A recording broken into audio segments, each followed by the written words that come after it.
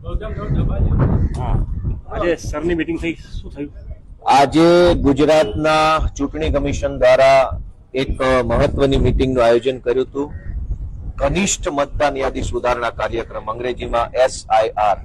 આ SIR ની મીટિંગમાં તમામ પક્ષોની હાજરી હતી અને ગુજરાતભરના 5 કરોડ અને 81 લાખ કરતા પણ વધુ મતદારોની મતદાર યાદી સુધારણા કાર્યક્રમ હાથ ધરવામાં આવનાર છે.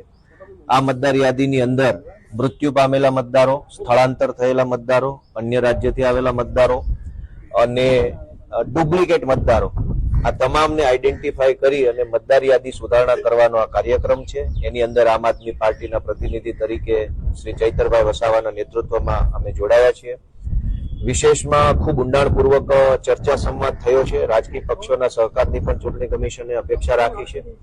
પરંતુ આ મતદાર યાદી સુધારણા કાર્યક્રમને આમ આદમી પાર્ટી ખૂબ સારી રીતે સહયોગ આપી કોઈ પણ મતદાર છૂટી ન જાય, કોઈનું નામ મતદાર યાદીમાંથી કપાઈ ન જાય, હટાવી ન દે, કાઢી ન નાખે, એ પ્રકારની ખાસ કાળજી રાખી વોટ પ્રહરી, વોટ રક્ષકની આખી ટીમ ઉભી કરી આમ આદમી પાર્ટીના એક એક કાર્યકર્તાને જવાબદારી સોંપી કોઈ પણ પ્રકારે જનતાનો મત કપાઈ ન જાય, ખોટા માણસોના મતદાર યાદીમાં નામ ચડાવી દેવામાં ન આવે, એની આમ આદમી પાર્ટી કાળજી રાખશે.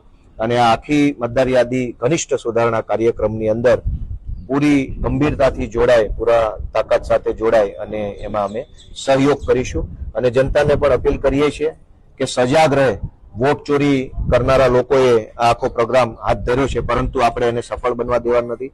આમ જનતા જાગે. આમ આદમી પાર્ટીના સહયોગથી આ મતદાર યાદીની અંદર દરેક વ્યક્તિનું નામ આવી જાય, દરેક 18 વર્ષથી ઉંમરના જે કંઈ મોટા મતદારો છે એનું નામ સામેલ થાય, એનો આમ આદમી પાર્ટી દ્વારા પ્રયત્ન કરવામાં આવશે. ઓકે.